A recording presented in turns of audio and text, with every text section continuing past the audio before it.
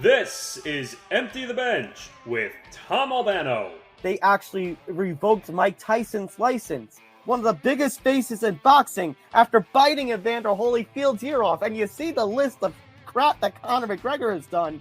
How has he not ever had his license revoked outside of that 6-month suspension from the whole Khabib thing? Nick Morgasen. I don't care if Elon Musk or the boogeyman is running Twitter at this point. You are going to get suspended for threatening to put someone's dirty laundry, is the nicest way I could say it, but sex tape out on social media. That's going to get you suspended. Empty the Bench starts now. I could see it now on First Take. Stephen A. Smith on one side, Mariah Mills on the other side. Let's have an all-out debate about ethical and non-ethical when it comes to porn stars.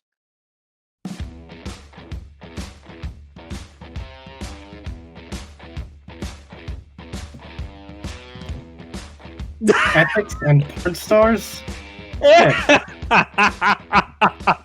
All I can honestly say to you promoting ethics and porn stars Stay is off the weed!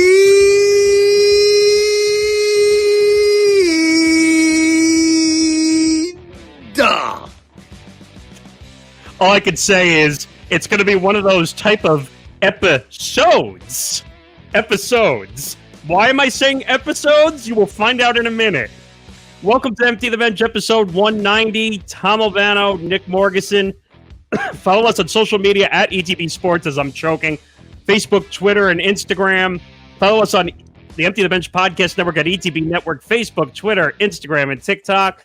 Make sure you subscribe to our YouTube channel, youtube.com/ETB Network. Our website as well, etbpodcast.com, where all our blogs and content are up for everyone to see as well. And make sure you listen on all our audio platforms, Acast, iHeart, Stitcher, Google, Spotify, Amazon.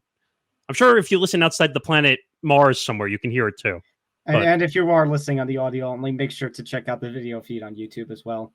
Over 400 subscribers now, looking to get to that 500 mark. Yeah, so you're probably wondering why I said episodes, right? Well, those of you on YouTube, actually, you know what? It would be in the title, so on the audio platform as well. Those of you are probably wondering why is there a part 1 on the title? So, and why is this being uploaded on Saturday? All right, let's just give the full behind-the-scenes picture as to what the hell has happened. So, Nick ends up falling ill earlier this week, and I'm too run down to even worry about a replacement. So the original plan had been to take the week off. And then Nick started feeling better on Wednesday. So we said, you know what?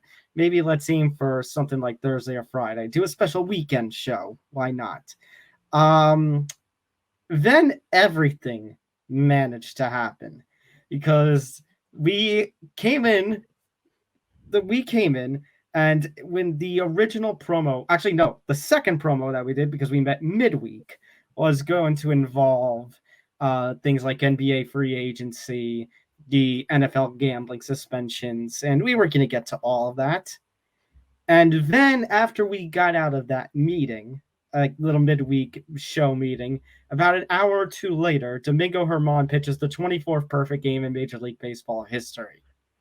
And then the morning that we are recording this, ESPN does, well, what has been rumored for a long time, the big one, and lays off several big names that people are very familiar with in an attempt to save millions upon millions of dollars. And so everything basically managed to explode.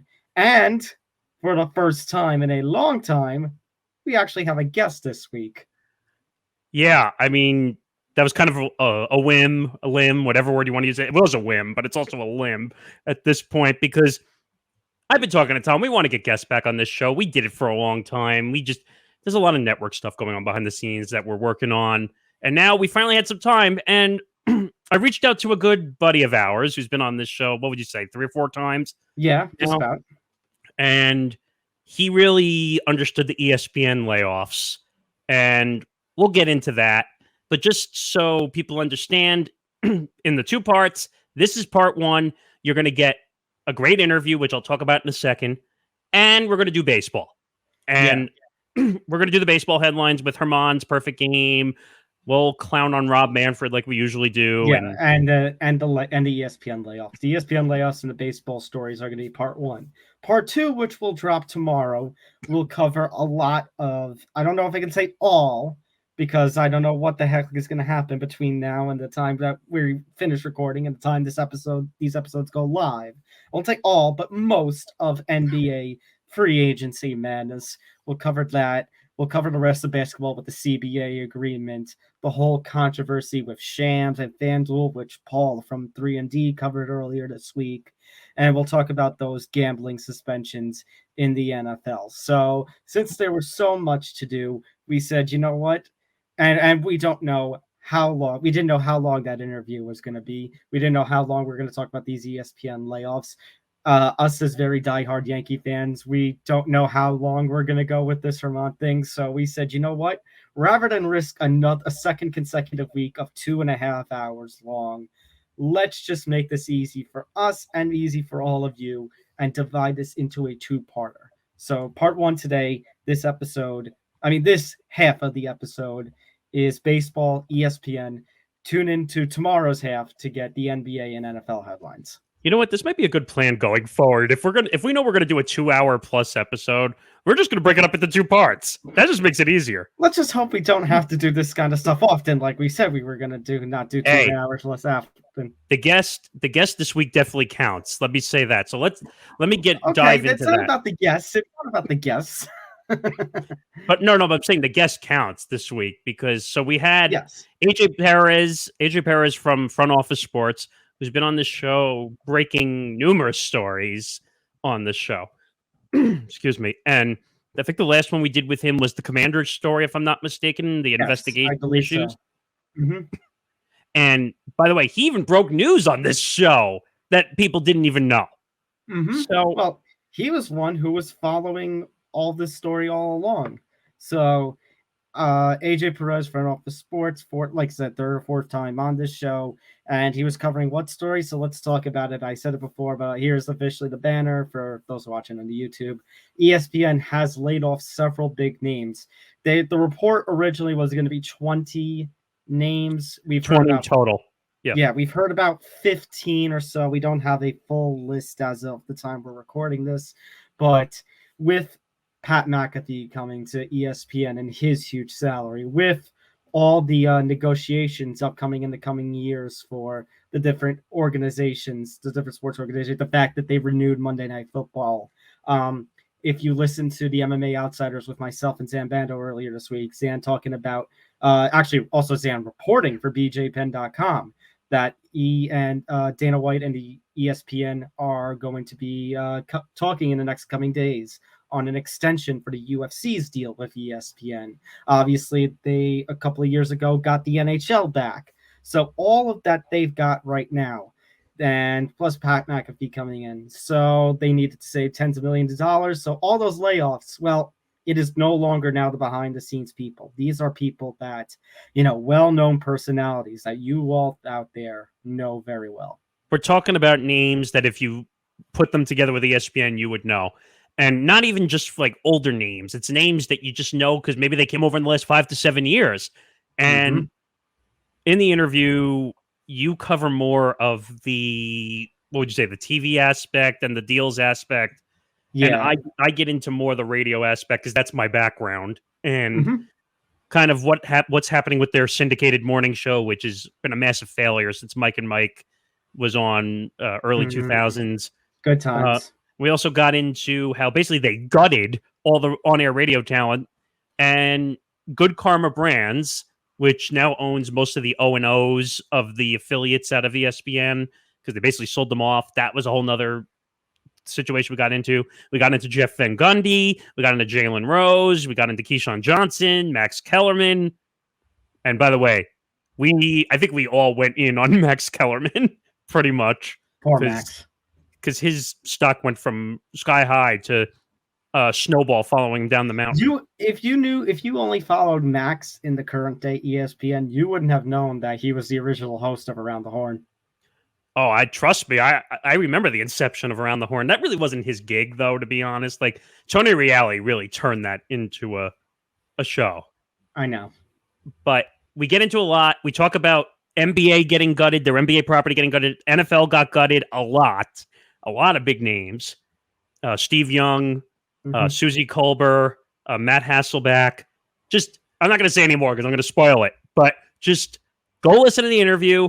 It's great. He gives us the whole background of what's going on at ESPN. He even said that there were names on the list that he had originally that didn't even make it to the list. So congratulations to them if they have managed to escape the guillotine of firings.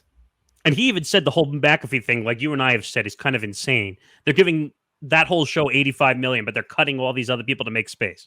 And we don't know how McAfee is going to translate to a Disney-owned product. Even though I think AJ said that he'll be fine. I think he'll be fine because when someone pays you enough money, you learn quickly. So it'll be fine. But all right, let's throw the interview. Listen to AJ from Front Office Sports. He breaks it all down. And then when we come back, we'll do some baseball for you. Joining us now on Empty the Bench, a returning guest, a guy we really like. We've had him on a few times before. To break down an interesting story dilemma going on in the media world from Front Office Sports. AJ Perez. AJ, thanks for coming back on with us. Thanks for having me back. Yeah, thank you for joining us, AJ. Just because of the madness that has unfolded, it has been just about half a day, a little less since, from the time that we're doing this, that all these ESPN layoffs have been going on, and we don't technically have all 20 names just yet, but with all these layoffs and the leaves, like this is the big one that has been talked about now for a while. I remember back in like 2017, you had all the behind the scenes people who were getting cut, and we thought that was the big one, not knowing what would wait six time. And that's the same time when John Clayton and some other huge names got let go. Trent Dilfer, I think it was in 2018 around that time. So this is nothing new, but it's kind of like looking back at 5-6 years ago at how much the media landscape has changed. ESPN still obviously the behemoth that it is, but even they can't spend unlimited funds. They're spending a lot of money on these media rights deals, including Big 12 and some others out there. So. Well, can we see a change at this point? Because I think I saw some tweet that had said basically this is going to change how it conducts like business with personalities, media, behind the scenes media talent, that basically in negotiations, ESPN is going to be a little tougher. Yeah, I think that's right. And I think that's true. And there's there's going to be the NBA is coming up in a couple of years. NBC wants to get back into it. They're still going to have to spend. And, the networks, obviously ABC is also Disney owned like ESPN. The networks kind of rely on sports, especially the NFL for live sports programming. And they're going to then. So I don't know if we're at the point where we're going to see less money going towards the major sports, but I think we're going to see a slowdown. I mean, I think just how much more these leagues get and conferences in college sports get for these media rights deals. I think we're going to see a little more of a stagnation. It's not going to be a spike like it's been, but I think they're going to be looking at everything. And these cuts are awful, and I feel bad for everybody who was involved, especially when you got Pat McAfee coming in and making about $20 million a year. And we have that Mike McCarthy, our media reporter, had a story about them several weeks ago about those at ESPN kind of like, we're doing layoffs here. You just brought this guy in. How much Stephen A makes. Those are huge personalities, huge names. What we saw today was a lot of people who are making a lot of money. Let's say Steve Young, and I barely broke that one today by a few minutes. They're where he's only on Monday Night Football, pregame show. So that's there's not going to be any luxuries left pretty much anywhere in the sports media these days. I think we're going to see that no matter where you're at. You have to, if you're only working, only going to work the fall on certain broadcasts. There's versus Pat McAfee, to his credit, is going to be on the air every day. And we reported that he was going to take over Kellerman's show. So that it's a few weeks back. I still want to see how Pat McAfee translates to being on an ESPN Disney-owned property. I think I'm not. If there's a lot of people who don't think it's going to translate, I think it's going to be fine. Maybe I would like to see an alternate feed or something where you can say whatever he wants, F-bombs and all. But I think right now ESPN's putting more priority on people who are visible daily versus, talent, who is great talent. And there's a lot of people that got let go today, Keyshawn and a lot of others, who aren't on the air as much. I think that's kind of what we saw today. And I like how you brought up the old thing about, the focus on live sports, them being the worldwide leader, because it actually translates now over to my next question, because you consider all the deals ESPN has made over the past years, trying to keep Monday Night Football, bringing the UFC over to ESPN. And actually, one of my co-hosts on the MMA show I actually just said that Dana's going for negotiations to extend that deal. Yes. We make mention of the NHL being brought back to ESPN and Monday Night Football and the MLB wildcard game, their rounds now on ESPN and ABC. I feel like these layoffs have shown what I call here the content over commentators, that should say, pardon me. Basically that it doesn't matter who's really doing the games. It's just a matter of, do they have the content? And I think that's actually been, it doesn't help that we have now ESPN Plus, so it means so much more content that it's just, you could throw whatever commentator in there. It's just a matter of, do they have the live sports?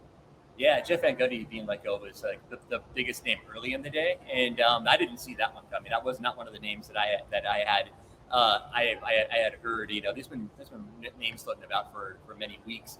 And that's kind of he's a lead analyst covered the NBA finals. It's like you think that he would that he'd be safe, but no, and he's great at his job. I think there are a lot of the reaction I saw today in social media was like Jeff Van Gundy. Obviously, I think people are gonna said they miss them, and I think Steve Young's up there too as well. And it's people are they're gonna move on with other talent. ESPN still has a deep roster of talent. I think we're going to see a bigger role for Mina Kimes and some others, and Doris Burke on the NBA side, stepping up. I think we really don't know how it's going to shake out, but they do still have a deep roster of talent. And I think a lot of some of the names we didn't see today, possibly it could have been, there are a lot of behind the scenes renegotiating of contracts. I've talked to one person who I had on the list, and that person was like, we'll see, or I'm trying to renegotiate. So with that person's name didn't come up today. Whether that person's going to get extended or not, there's but this is a mix of people who are, Chelios that we broke the story a couple weeks ago. Chris Chelios in studio in NHL analyst, his contract expired. So his contract was up. But this was a lot of people who had years left on their Eagles. So that's going to be, they have to eat a lot of that, depending on the contract language. A lot of they have to eat a lot of that money. I'm sure there's a buyout provision in some of these contracts as well. That'll save them money, but you're also losing talent. I mean, we see other layoffs where people can't work until their contract's over. It's kind of like it's almost like I wouldn't say it's an accounting gimmick. It's the way corporations work. But I have no idea if these every contract's a little different. If some of these people can bounce back right away, can work right away. We usually with some of the other buyouts and layoffs over the years, you had to get permission to work. Look at Ed Werder doing it when he got laid off in 17, 18, whatever that was. He had to get permission to do his podcast. Now he's back at ESPN. So there's it's going to be interesting to see how this all shakes out and where these people land. Especially now you've got Skip Bayless, who needs a new co-host for his show on FS1, and a couple of these names that we saw today could land up in the running there. Well, I want to move over to the radio side a little bit, because that's where I worked in radio for 4 years at ABC in New York. With guys like Keyshawn, you talked about Kellerman, Fitz got laid off. Do you see basically ESPN, I hate to say this in a not trying to sugarcoat it way, they just don't care about radio anymore? Yeah. Who owns ESPN? Is it good humor, or what's that? Good Karma. Good Karma brand. There we go. Yeah. So I covered that with Favre. I couldn't remember. Because they own a lot of these stations in major markets. It's not really Disney owns. I'm sure they still own a few of them, but it's kind of like they're almost going to like a Fox Sports Radio model. Fox Sports Radio is branded, but it's actually Clear Channel. Well, now it's iHeartRadio. So there's I think once it was reported a couple weeks ago that they're getting rid of the morning show, and that was Keyshawn, that was Kellerman, and Jay Williams. Once we heard of those rumblings, it I mean, look at back when ESPN Radio launched with Tony Bruno and all these huge hosts. Back when I was in college. Oh, that's how old I am. So it was such a beacon back then, and it's kind of, we saw ESPN magazine go away. I think we're seeing ESPN Radio go the same way. It's sad. I think while their podcasts are sure doing well, I think ESPN Radio, they're trying to figure out what's going to work there, and I think the cost cutting we've seen, it has hit radio, and a lot of people people don't know. A lot of people behind the scenes production people, when shows get canceled, doesn't matter radio or TV, a lot of people who work in production also lose their jobs. And so that's, that wasn't a part of this 20 on-air, talent list that was let go today, but they've been doing that for a few years now. I mean, there's a couple directions I'll go here. I'll go with the ones that you talked about, the morning show. 3 morning shows since Mike and Mike went off the air. And when you look at all 3 iterations, they were just, I don't know, I would say a thumbs down at best. I mean, they just were not great replacements. Do you see ESPN and even other networks possibly just going away from maybe just national morning radio and keeping the rest of the lineup? It's always tough because it's like, I'm a West Coast guy. I've got 45 minutes left on the Jim Rome Smack Off to listen to today. I've been so busy. I just don't think these shows resonate outside of New York. I think that's outside of the East Coast, outside of where these shows are produced from. It's a hard sell, especially markets like LA, which is an awful sports radio market. Already, people want their local hosts. So how much? You have to kind of balance it out. You have to have a big name that people will like. You got to pay a lot for that big name, and you have to promote that big name. Versus, it's a lot, versus having a local host who's probably more connected with the fans. But you have to also replicate that multiple times in every other market. There's really, ESPN has never really found that balance. I think it's a hard one to do, and even CBS Radio, I think a lot of people are probably not Jim Rome fans on the East Coast, maybe not as much. He's on CBS Sports Radio. There's a lot of other great CBS Sports Radio, which is owned by Odyssey, hosts there that I think CBS right now, I guess, would be the leader, but Fox Sports is right there, and ESPN is kind of, I guess, third at this point, depending on how you look at it. I mean, when I look at the lineup, the classic lineup for me, the Mike and Mike, the Colin Cowherd, the SVP, the Dan Levitard, that was kind of their classic lineup. Everybody was tuning into ESPN Radio every day to hear those shows. And as soon as Cowherd went out the door to Fox and Levitard, his show was just getting picked apart by the end. And he just said, F it, I'm out of here. I can't deal with this anymore. I mean, would you say that was kind of the classic and it hasn't been the same since? I don't think so. I mean, I think that looking back to, you're right. I think that as far as the history of ESPN Radio going back 25 years or so, I think that could have been the best lineup they've ever had. It's sad. It's like you become a target. I think Cowherd partially for what he does on air as well. But he became very attractive to Fox Sports, because of that. And I think Dan Levitard, obviously, with going out of his zone, with Meadowlark, launching there and being able to do whatever he wants. Freedom is huge to what you can do at a certain point. Now we see the reverse of McAfee. He had the freedom. Now he's going to ESPN. It's kind of the opposite. So we'll see what's going to happen there. But it's once you make a name for yourself and you want to do things your way, I think you want to go to some place that will pay you, to do that and also give you that freedom. I mean, just looking at some other guys, you were talking about Max. I want to talk about Max Coleman a little bit because his spot he was up here, then he kind of just went and dove off the mountain. Now, after the whole Stephen A. debacle on First Take, getting thrown off of there, even though Stephen A. will deny a million times that he never threw him off there, but what do you see with his situation? I know that obviously got laid off, but did he just get a bad situation or was he just in a decline? What do you see with Max? Yeah, I think it was. It's probably a lot of these moves. I think were just salary related. I don't think it had really much to do with their value or what they're thought of internally. Stephen A. got fired from ESPN. He bounced back. I mean, he got fired.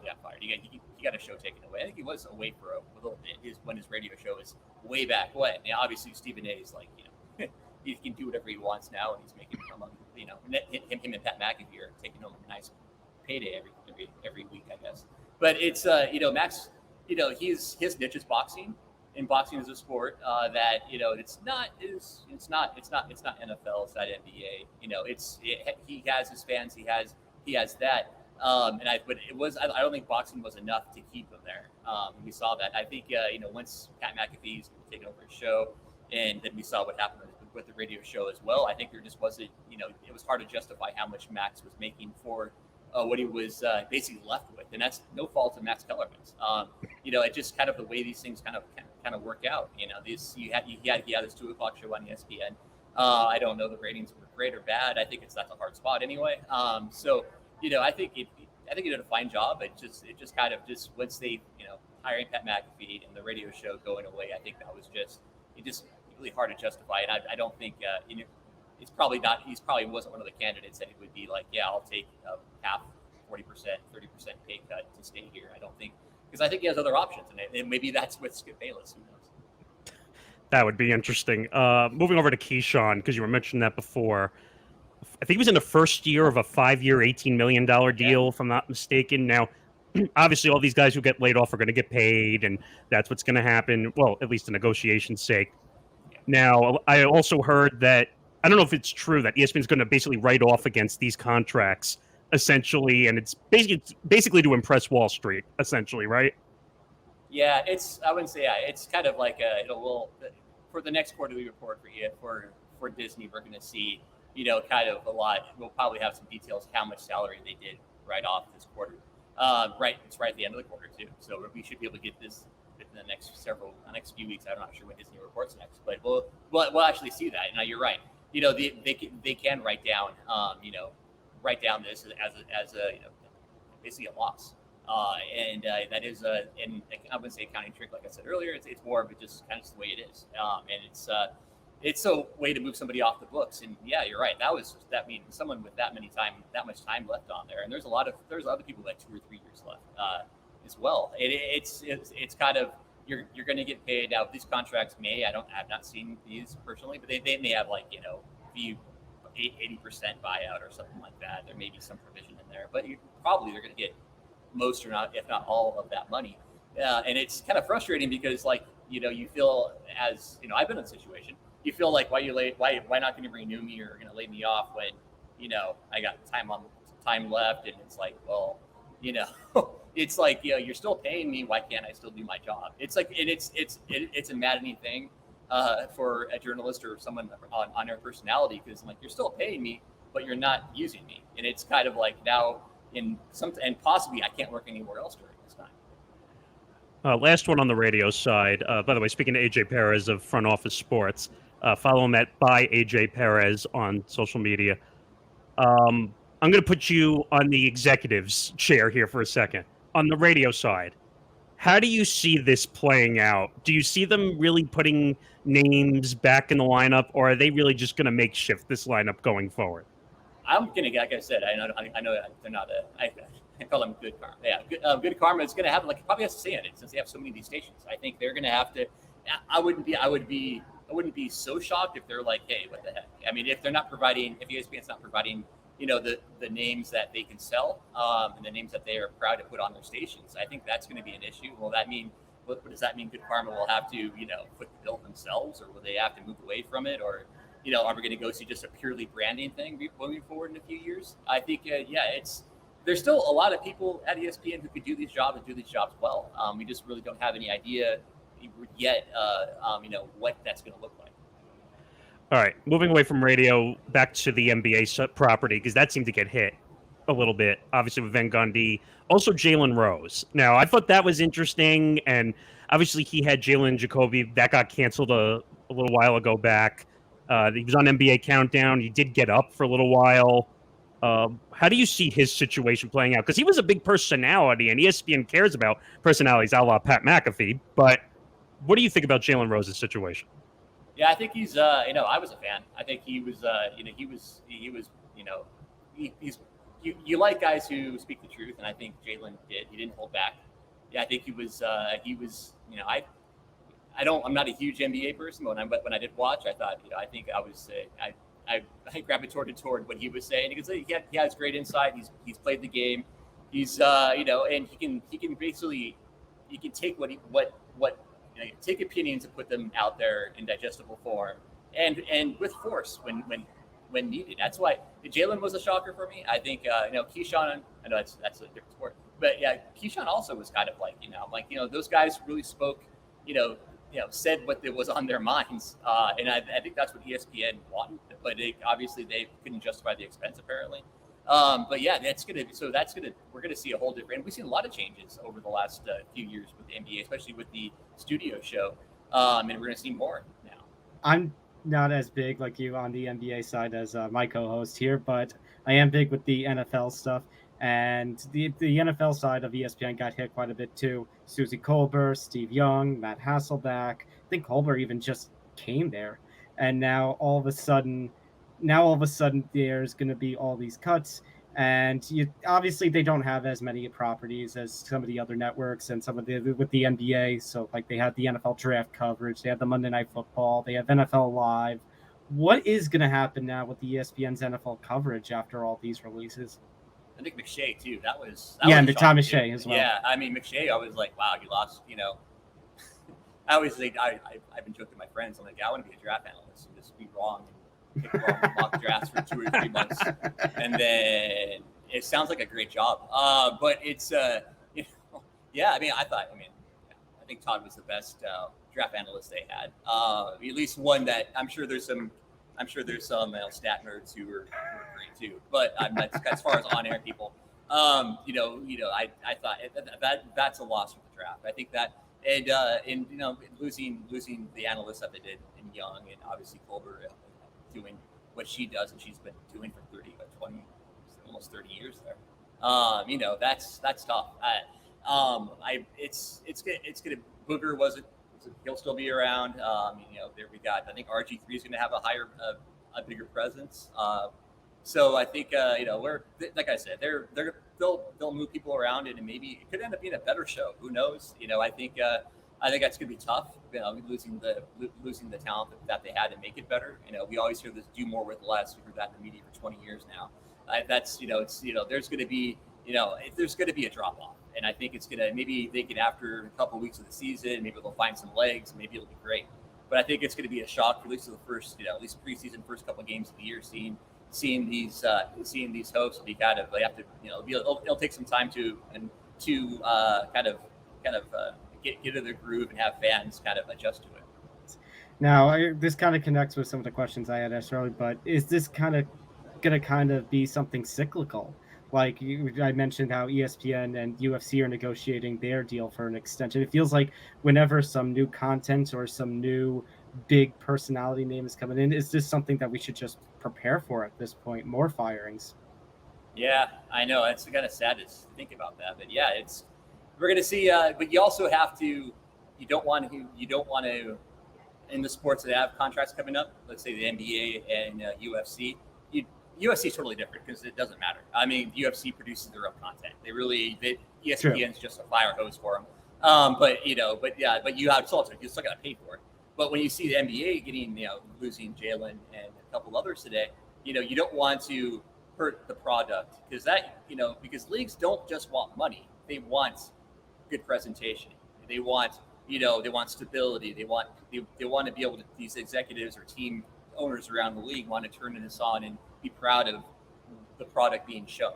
And I think so you can't cut so much. I think at NHL, I think we didn't see many outside of Chelios. We didn't see anything, but he cut in NHL, which is probably says to how behind ESPN is with the NHL coverage to TNT.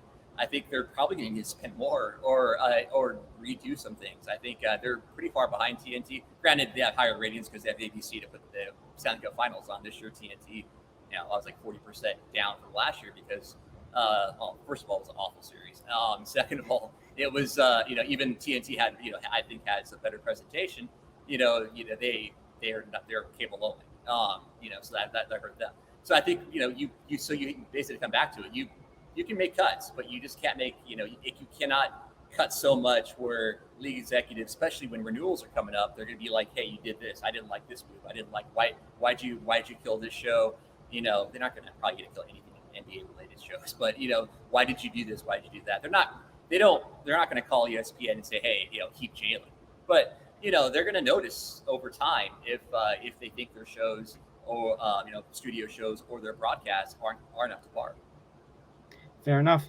All right, one last question from me, AJ. So after today's news, and just in general, sometimes when you see these kind of firings at networks or bigger name media companies, it's sometimes like, if I remember being a student, and then sometimes it's like a little shaking. What do you tell somebody? Obviously, these are much bigger names and personalities, compared to some of the behind the scenes names that got released about 5-6 years ago. But if you see somebody who is studying broadcasting or journalism or any form of media in the colleges and universities across America, what do you tell these kids after seeing the kind of just hammer dropping like what happened at ESPN? Yeah, this wasn't, there's so many former athletes that were part of this who made millions of dollars that I really, and look at Steve Young, he has a law degree too. There's certain players I'm like, I don't want to see anybody lose their job. Like, he's just crap on the internet. Oh, well, they went woke. And like, oh, Jesus, that's not why. It's so frustrating. But yeah, there's, I feel for the people we don't know who got laid off, names that aren't going to recognize, because that's all of us. I mean, I don't, I do okay, but I'm not a number. I'm not a huge. I don't make $20 million a year. So what I would tell them is, just make yourself as valuable as possible, and it's not even going to save you. It's not. The frustrating part is, it's not going to even save you. You could be the most versatile. You could be a cheap employee even. If a bean counter upstairs doesn't know you, sees your salary and says, "Oh, we can get rid of that." That's what happens. And it's like, it's very, very rarely in these situations is it the producer of these shows, who's going to be asked, hey, person A or person B. It's somebody upstairs, maybe someone in Burbank, maybe someone in Disney even. I mean, at Disney headquarters, they just see numbers. So the hard part is just, what you have to do is basically, if you're in school now, is do as much as you can, make yourself as valuable as possible. Don't stick to one sport early in your career. Try to get investigative work in. There's so much court stuff, cop stuff, doing stuff like that. Make yourself invaluable that way. Now, granted, I've been laid off 3 times, so I really shouldn't be the one to give advice to. But that's what it is. Just don't, and also don't make yourself a target. Now that means usually it's not going to mean salary normally. It's going to mean don't be dumb on Twitter. So stuff like that. Just hang back. I'm older. My career, I'm 20 plus years in. I can say a little more things on Twitter than other people. I still don't go off wild on it, but there's so just kind of work hard. Just keep asking questions at work. Ask for more work. Take on more responsibilities. I'm not saying work 80 hours a week. I'm not saying that either. But just do as much as you can, and try to contribute as much as you can, and try to make yourself valuable. And now that's going to be that could mean a higher paycheck down the line, better role.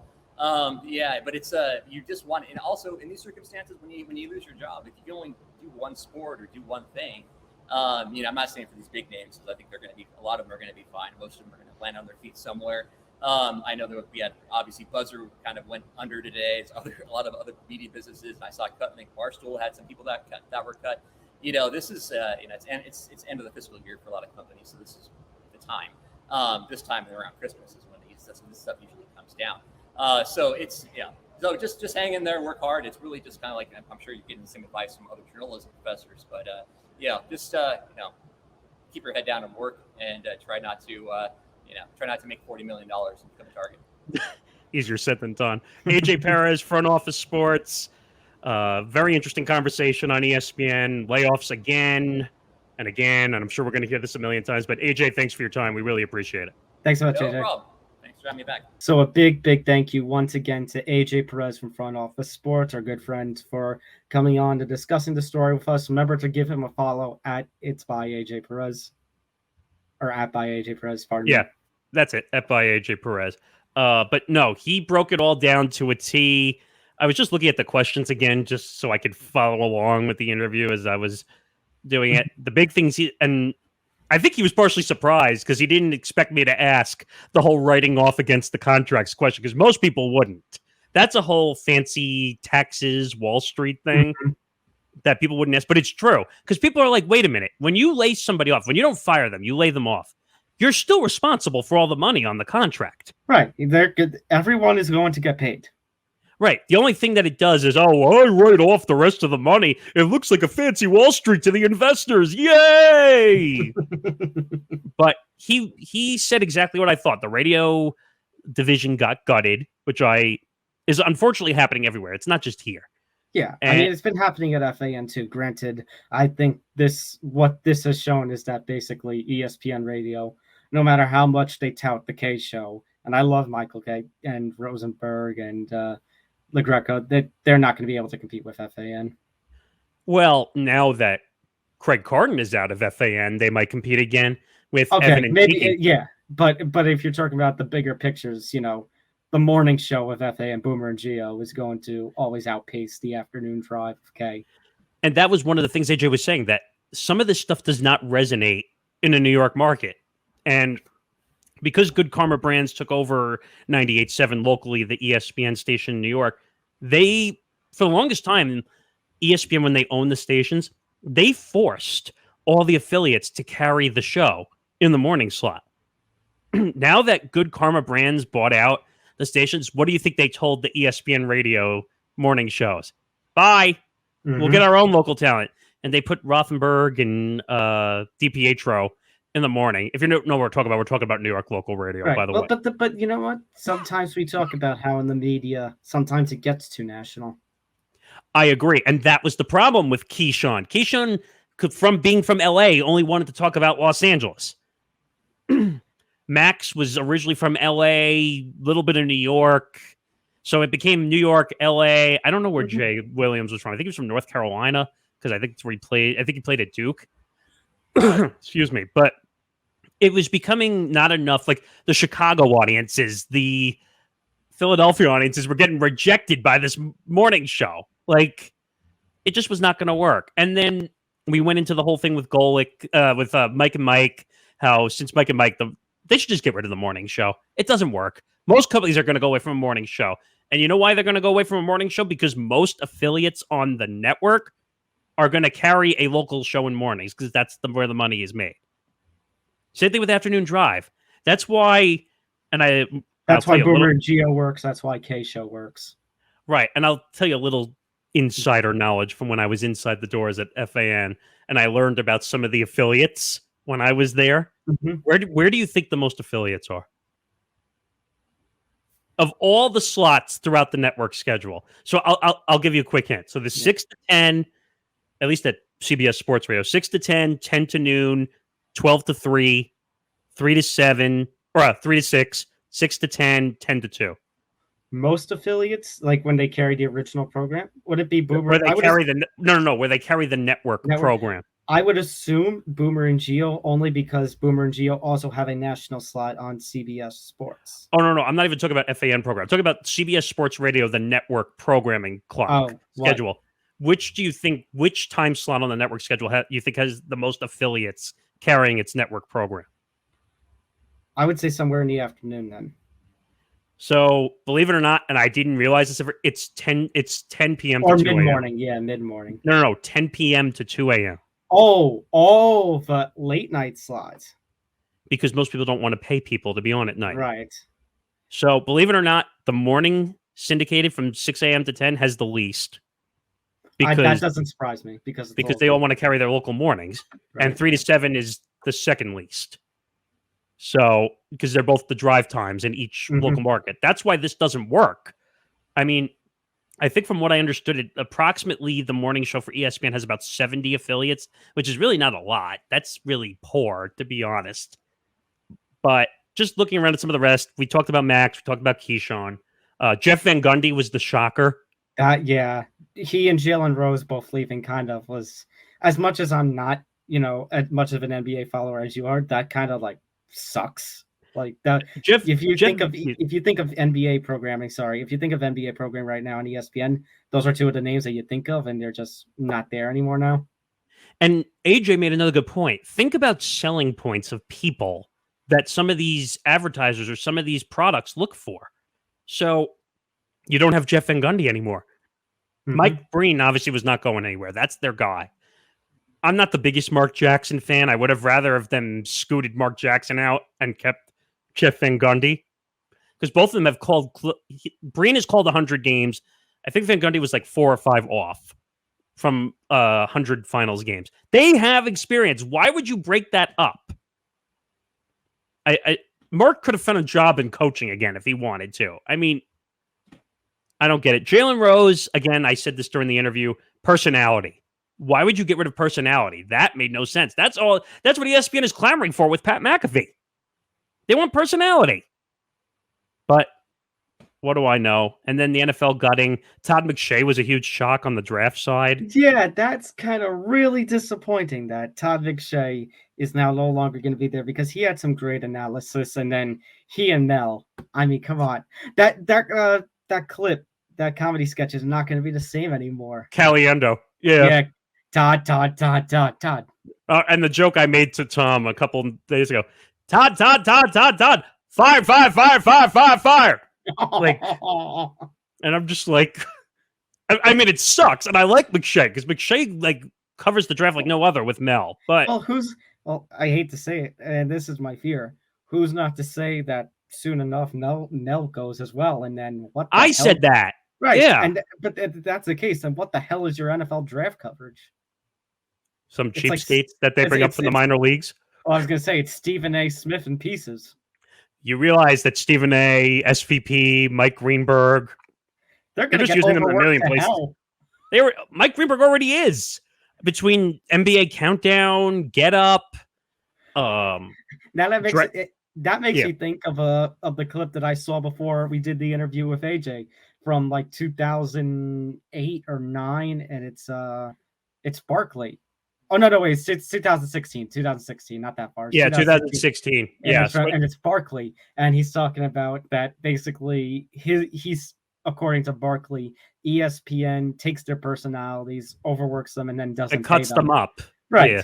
And he basically said, that's when he was mocking, I'm going to be on ESPN 1, 2, 3, ESPN News, ESPNU, and even ESPN Deportes.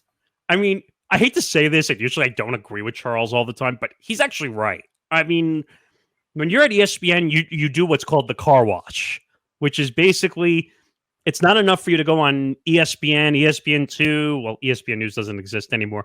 ESPN News kind of gone. I mean, ESPN News exists, but it's not the it's kind of dead. It's a holdover channel. Yes, and a gambling odds channel. That too. And then once you're done with TV, then you got to go on radio. And that's part of the problem. And that's why radio was dying, because a lot of the guys that were on the national radio lineup, think about this. They're on TV. Yep. Keyshawn, Max, and Jay Williams were all on TV. Mike Greenberg, 10 to noon, right after Get Up. Think about that. He's got to be on TV from 8 to 10. Then he's got to go slide right over to radio from 10 to noon. One of the hardest working guys there. And then he travels for NBA Countdown. And that's why because people are yelling on social media, why are we always seeing fill-ins for Greenberg's radio show? Because he's the hardest working guy at the company. He probably runs himself into the ground. Well, it doesn't help that he was the highest paid guy for the longest time at $6 million a year when he was doing only Mike and Mike. Yeah, but these days he's going to be running himself into the ground. I mean, but he gets paid. That's why they're working him everywhere. Stephen A., which AJ mentioned, like he makes $12 million a year. 12. I didn't stutter. 12. Okay. Although in fairness, he also had a very long path.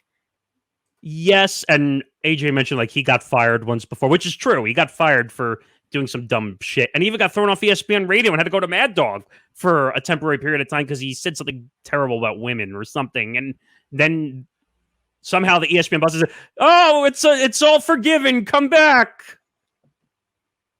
It's amazing how that works, right? You're a big name. You do something stupid, you get come back. Mm-hmm. And then you asked a good question at the end, which was, what can you see these days? What that want to get into this industry? Like, I know he said work hard, just keep your head down and everything, and it's like, oh, great, but it's like, I feel like you just sometimes, and I notice from experience, you can give all you can to this industry. Sometimes it just does not love you back. You and I both know that. I told you the stories of through COVID that I never worked from home when most of the radio business worked from at home during COVID. Mm-hmm. And I was told, here's your police paper, the legal stupid police paper they gave you, and either you come or you're fired. That's what you mean by unforgiving. It is an unforgiving, cruel industry. And it doesn't help that it's like sometimes, honestly, you don't need the professional background. I mean, I'm asking this out of pure ignorance because I don't know. Does John Boy, because I always want to follow stuff, was he a journalist background? The broadcasting background? He was more of a YouTube personality, I want to say. Like an influencer type. But that's the thing. That's the day and age that we're living in, is the influencer age, where basically all you need to do is make content on YouTube, even if you don't have a broadcasting or TV or anything like that background. And, well, all of a sudden you're treated like a star, like a personality. I mean, I would say it helps that we have some of that background. It makes it easier. Yes, makes it easier, but it's not necessary. It's not necessary, right? But sometimes when you don't have that background, you make dumb mistakes. And we've made dumb mistakes even with the background. Me, probably quite a bit. But that's neither here nor there. But just long story short, because we've been talking about this for a while, let's sum it up that, and I forgot to say it during the interview because I didn't know how to say it, but this is a bloodbath by ESPN. Yeah. And people are going to say, but Nick, it's only 20 people. I'm like, really? Have you been following since 2017? Well, 2017, he even made mention, normally we think of the behind the scenes people, and that's really all I was thinking of. But then, John Clayton got fired by ESPN in 2017. Like, there were still some decent names that got fired from the Ed Warder. Yeah. And all the legal nonsense like that AJ brought up, and I was going to bring it up too, that they have to get legal clearance. Like, even though Keyshawn is probably going to be allowed to go wherever he wants, he's going to get paid, but he's going to have to get legal clearance because the dumb rumor, he brought it up, and you saw me make a face during the interview, was that, oh, he might be the sparring partner for Skip Bayless. And I was like, please don't do that. Hold on. Where? No. Can we not bring his name up? Well, layoffs, and unfortunately not him. But I'll sum this up with one sound, this whole story.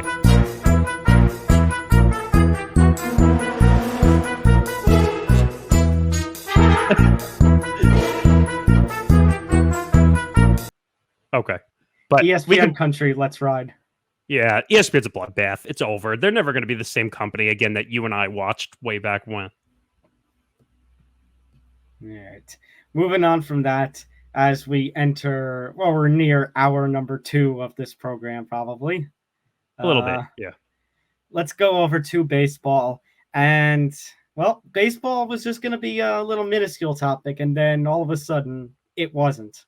So, Domingo German has pitched the 24th perfect game in Major League Baseball history, the 4th perfect game in New York Yankees history, and the first perfect game since Felix Hernandez. 2012.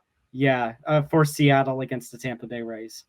Which is insane to think that we haven't had a perfect game since 2012. Well, you know what is insane? I was just looking up the history before. We had a run during the time that I was in high school from 2009 to 2012, in which we were averaging nearly a perfect game every year. What year was the year that we had the 9 no-hitters and people were losing their minds? Do you remember what year that was? I think that was 21, but all of them were no-hitters. A couple of them came close to perfect games. But I'm saying people were losing their minds that we had 9 no-hitters in one season. I think it was 21. I think because we were doing the show. Yeah, and it was just crazy because people were like, oh my God, 9 no-hitters! But none of them became the perfect game. What I was referring to, Nick, was 2009, you had Mark Burley. 2010, Mother's Day, you had Dallas Braden. That was big. Yeah. 20 days after that, Roy Halladay for the Phillies pitched a perfect game. Then we almost had a third one very close in June. That was the infamous Galarraga screw up. Oh, the Tigers game where Cabrera went too far off first base to get the throw, and that's what caused it to be. Technically, he still beat the runner, but they called him safe. Jim Joyce, no. And then in 2012, you had 3 perfect games: Philip Humber, Matt Cain, and Felix Hernandez. See, Philip Humber is the wild card in that group. Yeah, but I'm saying, like, and that just makes it, I think, honestly, even more insane, because you take out that stretch between 09 and 12, where you saw 6 perfect games. Out of 125 plus, 130 plus years of professional baseball, Major League Baseball. Like, I'd say it's only 24 perfect games, and you take out that 3-year span, that's even less, like 18. Like, It's not that many. Right. It's unbelievable. Now, granted, I think the immaculate inning has even less people than the perfect game. Well, it's very hard to do. Okay, you got to go 27 up, 27 down.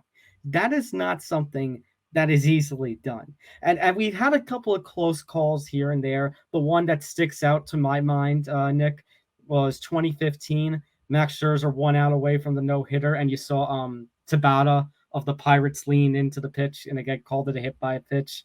Yeah, and that was bad. Yeah, no-hitter. That was bad. I mean, you know what? I feel like back to 2021 when I mentioned the 9 no-hitters, people got annoyed because they're like, oh, well, it's not special. And I'm like, come on. You're telling me that giving up no hits in 9 innings is not a special moment? Well, part of that, Nick, had to deal with the fact, is the ball juiced? Did they juice it less? Which is a whole other debate. I think that's a whole other can of worms that I don't want to get into. Right. I mean, we could come back to this discussion, but let's talk about this game. So, in Oakland, West Coast, which is very tough, by the way, for an East Coast team to go onto the West Coast to do that. Well, let's honestly give some context, because, Nick, I was not watching it because I was with you. We were having our little midweek meeting that I mentioned at the intro. I barely was watching it also. Yeah. But I just think about it, because the night before, the Yankees had lost the A's, and it was pretty embarrassing. And then the lineup card came out that day, and you saw no Bowers, you saw no McKinney, you had Giancarlo Stanton in right field. I remember people were saying, WTF is this? We're going to lose to the Oakland A's. Like, we were talking about how humiliating that is. And I said, you know what? I don't think I can do this. But I was so into our meeting that at that point I was like, the game wasn't even in my head. And then right after we got done with the meeting, I have the score apps, and I got a notification. Domingo German is perfect through 7. And I'm like, well, take down, turn on TV. It's funny you say that, because I was on Twitter scrolling, and David Cohn, who doesn't tweet a whole heck of a lot, like, I guess he does. You up?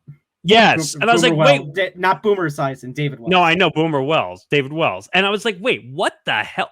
I'm like, I guess David Cohn was calling the game with Ryan Ruocco, because Michael Kay was in London calling the Cardinals-Cubs series. Michael Kay and John Sterling both were not there for the perfect game. Which is blowing my mind that neither of them, because Shackle was filling in for Sterling.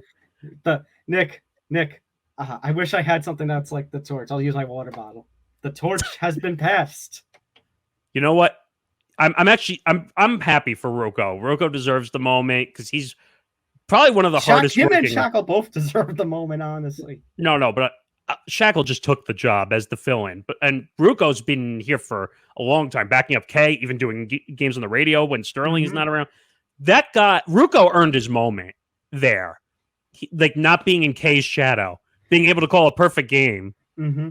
I'd say, and if you thought his call was great, and if you thought Justin Shackle's call was great, Ricky Ricardo on the Spanish broadcasting that side, was hilarious. That was amazing. And by the way, I did not, when I tweeted out Domingo Perfecto, that was not from that. I just came to my mind. Oh, I did it too on Facebook. I love it. Domingo Perfecto. But I just, the last out, and we can't play it because I don't feel like getting struck by lightning, but like, because that's what YouTube does.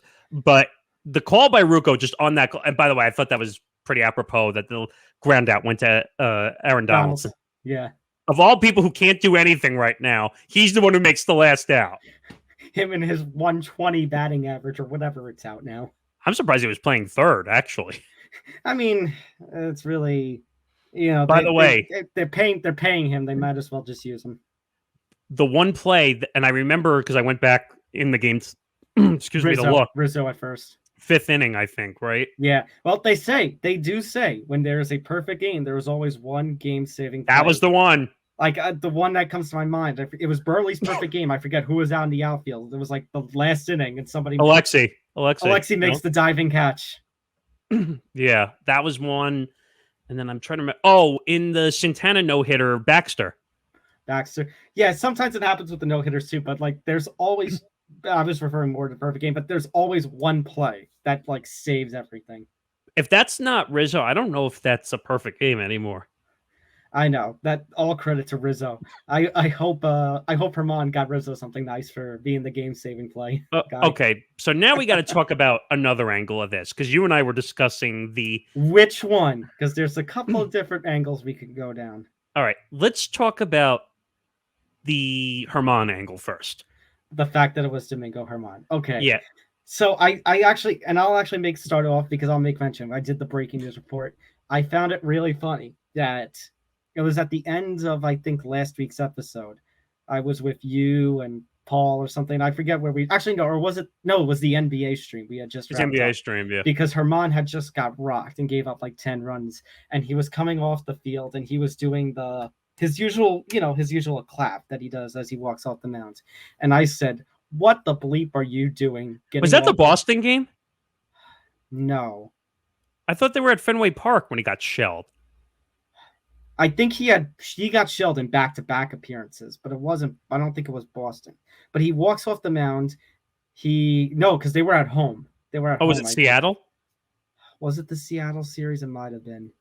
But he's going off. He's doing the clap. And I'm like, what are you doing walking out the field getting clapped? Now, the next day, I heard our radio voices, not me, but I was like referring to the guys we referred to before, the K Show, Boomer Gio, saying, oh, maybe he was just trying to give himself a little motivation.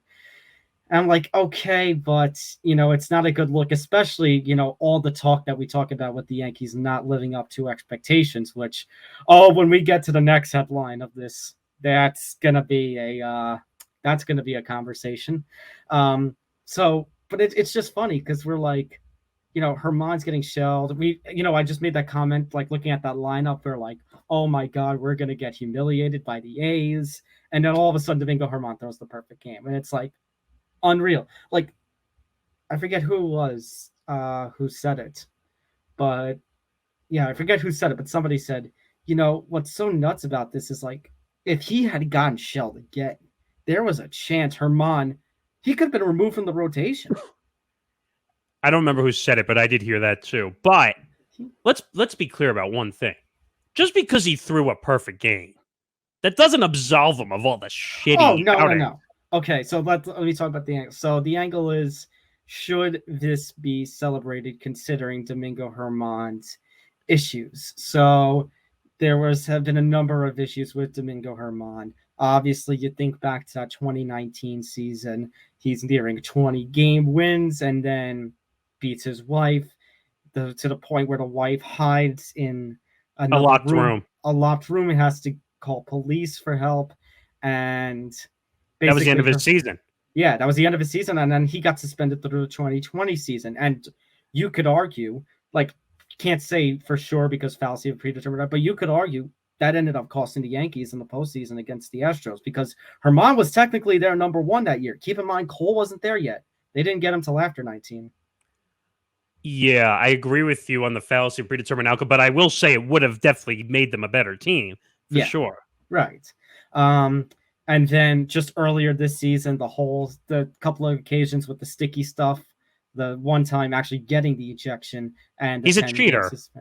Yeah. Yes. So there are some people who, let's say, for lack of a better term, want to cancel his perfect game and not recognize it because of all that he has done.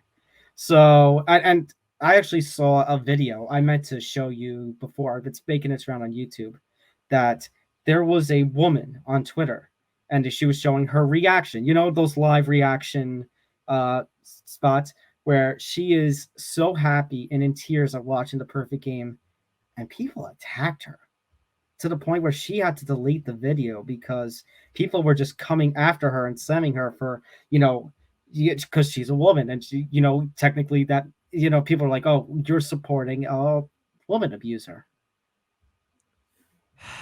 There's so many sides you could say. By the way, let me be very clear. We do not condone anything that he's done off the field. No. But you have to remember at the end of the day, also, we're Yankee fans. Like, we root for our team to win. Right. Like, and I think that's the whole thing that I want to go off on is, and that woman actually made a few reply tweets, and she's writing that, I was only about 4 or 5 years old. Actually, no, not even, like 3 or 4 years old when Boomer threw his perfect game. Yeah, that was and like Coney early threw his 2000s. perfect game.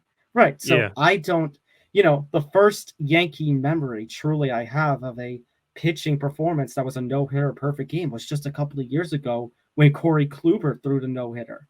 And, this is my first perfect game experience. Granted, listen, I'm not a fan of Domingo German. Me neither. I would look like a complete hypocrite to not, because like I said, he came into this game sucking. 2 straight performances where horribly. He has fallen hard from one of the Yankees' best pitchers just a couple of years ago to now their number 5 starter. We came into this spring training. They talked about it on the S Network, thinking he may not even make the starting rotation. He might either get released or delayed, or he might be a bullpen piece.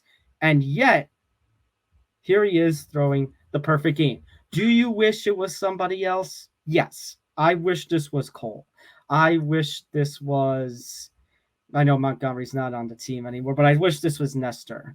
You would wish maybe this was one of the Yankee acquisitions that they got that haven't pitched yet in Rodon or Montas. Oh, I was going to say Rodon would have been a great story. Montas would have been a great story too because he's been pitching like shit when he was in the Yankee uniform. Now he's not pitching all year. But you know what? Yeah, what? Go ahead. No, my point is, you know what? But that's still my team. That is still like to have that memory now of actually getting to watch those last few outs of the perfect game, like that warms me. And for as much as this Yankee season has been an absolute rough going, like and still and over 500 though. Right. Well, I was gonna say, let me actually make that a little stretch. New York baseball has just been an absolute rough going. Seeing something like that, it's heartwarming. And it's like, oh my God, something good has happened. Something fantastic has happened. Something that will go down in history. Yes, it's an absolutely shitty person who has done it. But you know what? History was made. Like, think about that stat that I just told you, Nick. Look at that stat right there. 24 times in 130 plus years of organized professional Major League Baseball. You don't have to celebrate the person, but you should celebrate the accomplishment. The history of it. And yes, I don't care. And yes, I don't care if it was against the Oakland A's. You know what? Yeah, the Oakland A's are the worst team in baseball right now, but who threw a perfect game against them in this season? None. Nobody. It is so hard to do. I dare any of you. Go out to your local ballpark and throw a perfect game. I dare you. Yeah, go get 27 batters out without getting a hit. You won't do it. And you have to remember, these guys are professional hitters. Even though the Oakland A's are the worst team in baseball, they're still professional hitters. They can still hit the fastball. They can still hit pitches. So let's not take away the moment of the perfect game. But then you have morons like Jared Carrabis who come out, and I get why he's a Red Sox fan, and I think that's part of where that anger comes from. But he went on a tear. Now, he's right about some of the stuff where he's an abuser and blah, blah, blah, this, and apparently he's got child abuse and he's got abuse of his wife and all this stuff. But this whole video was basically just destroying the guy and not allowing him to have any of the moment whatsoever. Taking the history. Like, I get it. No one likes him. I understand. But let him have a day to take in the history. let us as Yankee fans have a day to take in the history that we have seen. Let me put it to you this way. You know, if you want to make, say, a video, like if you want to showcase Yankee history, and sometimes they'll have those old promo pieces on the Yes Network. If you want to do a promo piece on great pitching performances, and you just want to show the legendary three of David Cohn and Boomer Wells and Don Larson. Yeah. And you don't want to show Domingo German's. Fine. I get it. PR move, because you want us to just have the Yankee legends and not, Domingo German being the unexpected, or Domingo German with his history of abuse allegations and the cheating allegations earlier this year. Fine. I get it. But when you write the New York Yankee history book, you cannot say that this game did not exist. You cannot say that just because he is an abuser, does that mean, like, I hate the comparison I'm going to use, but it's the only thing I can think of. WWE with Chris Benoit, how they basically will not mention him at all because of, now granted, what Benoit did was absolutely worse. But my point was that basically, when you write the encyclopedia of the New York Yankees, just because of all that German did, you don't have to celebrate the person, but you can't say that there were only 3 perfect games in Yankee history now. You have to write that on June 28th, 2023, Domingo German pitched a perfect game. And by the way, all these people on social media who are saying, like, oh, he's a cheater, he's an abuser. You're telling me there's no other athletes that have been an abuser or cheated, or so if you're telling but you know what? Our old co-host used to make this reference, and I'll make it. If we're going to have a character clause, if we're going to hold all MLB things for a character clause, then Ty Cobb has to be put out of the Hall of Fame. Ty Cobb was the biggest racist piece of you-know-what that he was. Babe Ruth was like illiterate and unprofessional and did all these horrible things. You're telling me you're going to write Babe Ruth out of the Hall of Fame with 714 career home runs? I mean, this is a ridiculous argument, because now I could pick this across all 4 professional sports. You're telling me you want to remove someone who's an abuser, cheats, steroids. You might as well take everybody out, because in some way, shape, or form, everyone has cheated in some way, shape, or form. I mean, you can't really say everybody, but my point was just that, this might be a better example. If you want to do that, now we're getting into the ridiculousness of college sports territory. Remember the vacant wins, like Louisville's 2013 NCAA championship in basketball does not exist according to the NCAA because of the recruiting. I love that. I love that argument. Oh, there was a violation. I got to go back in history and pull that away. Wait a minute. What do you mean it didn't happen? They won the games. They won the title. They scored the points. Oh, okay. It didn't happen. Just because he is an asshole. Now, again, I was like, just to keep stretching for, if you want to use this to say, it's just the example of Brian Cashman being unable to get good pitching, how he struggles to get good pitching, the fact that he has to keep Domingo German on a roster when he shouldn't, and we have to, he has to be the one that perfect game. You know what? Fine. Because I have crapped on Brian Cashman before and said he has no idea how to get pitching. The one thing I will say, though, is you can't predict who's going to pitch a perfect game. That too, yes. No, but I'm saying the fact that I guess more of a matter of that Domingo German is even on this roster. You know what? Yes, absolutely. You can point to how it seems like the Yankees have no idea how to acquire or develop their pitching, that he is on this team. And if they actually had a hint, maybe Domingo German's not here. Yeah, so you know what? That's perfectly fine argument. All I'm saying is when you write the history of the New York Yankees, you now have to write on this day, or June 28th, 2023, that it happened. You cannot say that baseball history did not happen when we see it with our 2 eyes, when we see it with our smartphones, with our social media. You can't take it away. I mean, I'll give you 2 more examples. One really extreme, one not as extreme. Mm-hmm. Bobby Petrino. or not Bobby Petrino, the Penn State coach. Joe Petrino. Joe Paterno. Joe Paterno was the guy I was thinking of. They erased his whole history over, who was the guy we covered? The one with the allegations. Ended up in prison. I know who you're talking about. How long? Sandusky. Yeah, Jerry Sandusky. Look at Paterno's record getting wiped out. Completely wiped out. And he was like all-time in wins. And they just said, you know what? And it's like you get it because of the PR move. You get it because what he did, all that situation was serious and was completely wrong. And actually, fun fact, that actually turned me away from Penn State when I was applying to colleges around that time. Oh, that I didn't know. Okay. Yeah. But the other one my point is, it's just weird to say.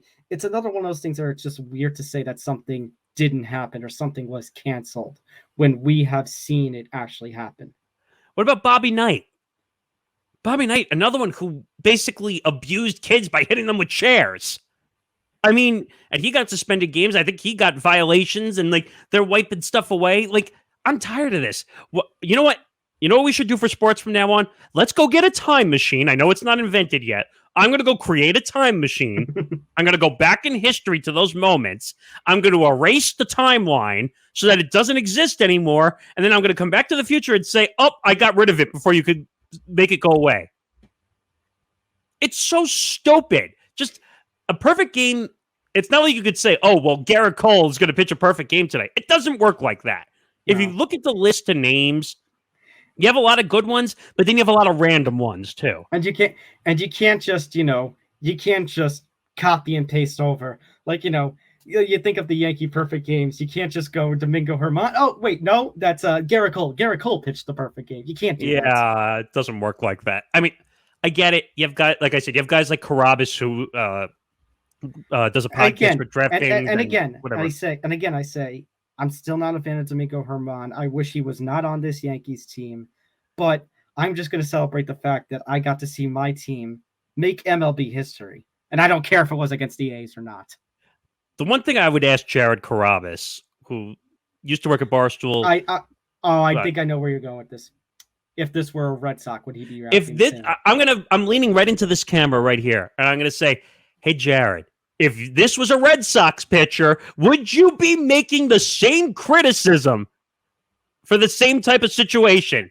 And I would say this is such a stretch, but I wonder if a lot of this criticism, the fact that it's German and his allegations, or the fact that it's the Oakland A's, I wonder if people are using the excuse because he's a Yankee. German is a Yankee. But again, that's not the point of the question. My question is, if it was a Red Sox who had abuse allegations. I think we have the same kind of, you say it's the Red Sox because Yankee and Red Sox are rivals, but let's say somebody was on Twitter, oh, his game should not count, and they're a Royals fan.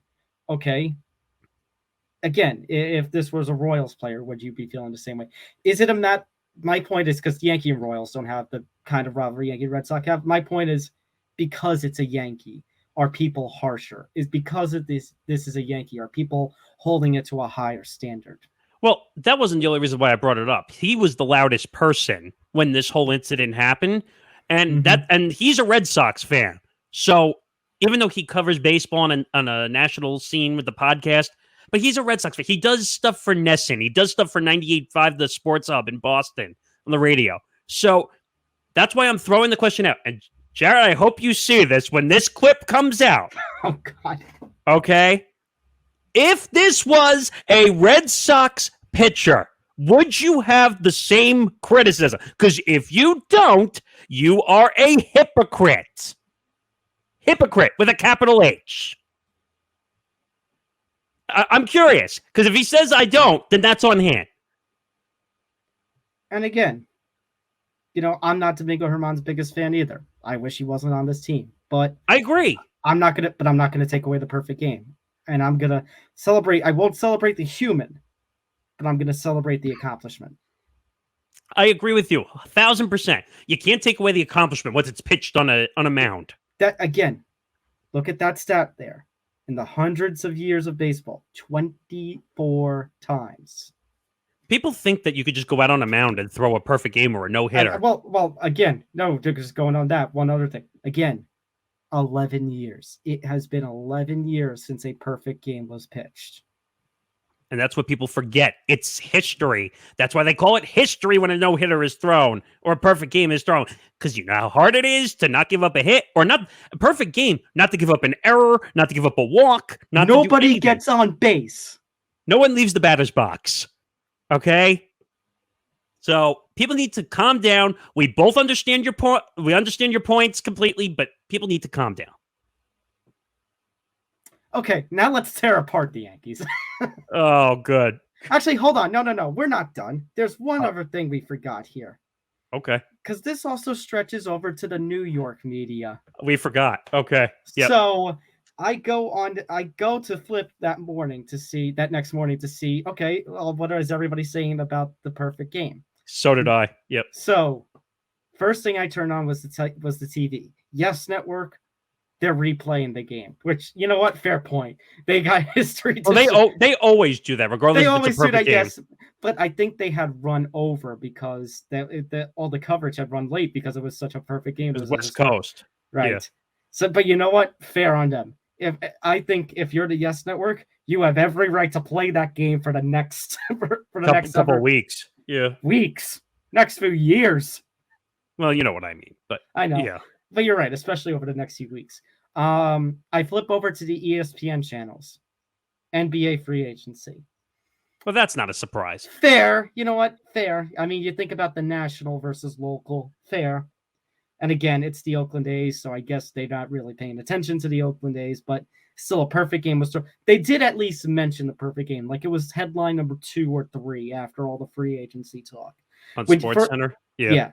So you know what? For actually SportsCenter Live, they actually had live look-ins. So you know what? Fair. They did what they could. That one we can let pass. Yeah.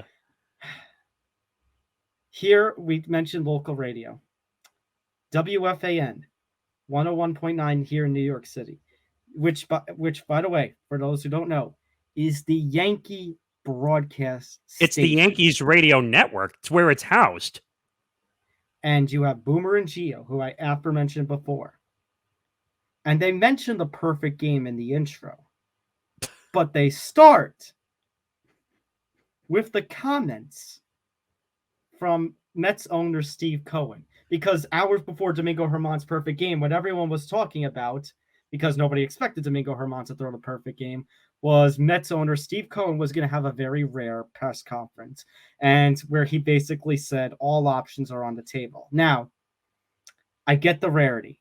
You know, Steve Cohen, he'll make comments to the media. He's on social media, but he won't have the formal press conference. Like, you know, it's very rare for him to have the formal press conference. It's rare for an owner to have a press conference, let alone Steve Cohen. But Steve Cohen, owners typically will make comments at the end of the year. NBA free agency, like I get it from the ESPN, but I would even stress NBA free agency comes around every year. You never know when the perfect game is going to happen. And again, 24 times in history. I feel like that has to be a lead. And you're the Yankees local radio station. And you're the morning drive show. And you're not leading with history? Yeah, you and I discussed this. Again, me coming from the radio business and kind of understanding like what needs to lead. I hate to use this example, but like when I worked at a political station, unfortunately right wing, what do you when there was a certain headline about a certain person, we always talked about them first because that's how headlines went. Now, I hated it, but that was my job as a producer, that the headlines had to be on top. Okay, so at the MMA website that I work at, what do you think is going to happen when a certain CM makes a headline? Well, it's going to be the top of the headlines, I would hope. Because that's common sense. He is the news story. But granted, it's two different situations. My point was when there is something history-making, like a perfect game, something so rare, how are you not leading with it? Well, it's still technically a news headline, too, because it should be the top headline. But right. No, because what you're saying, like Q1043, the hard rock station here in New York. Yeah, locally in New York, yeah. Right. They're talking about it. Alt 92.3. It used to be in New York. Now they changed That's it to 10-10 wins. Right. Yeah. But like they still have the social media pages. They posted it. Everyone in New York was talking about it. And you're the Yankees home radio station. And you're not leading with it? Yeah. I was Hold on, telling... I need a sound effect. Well, that, or I was actually going to say...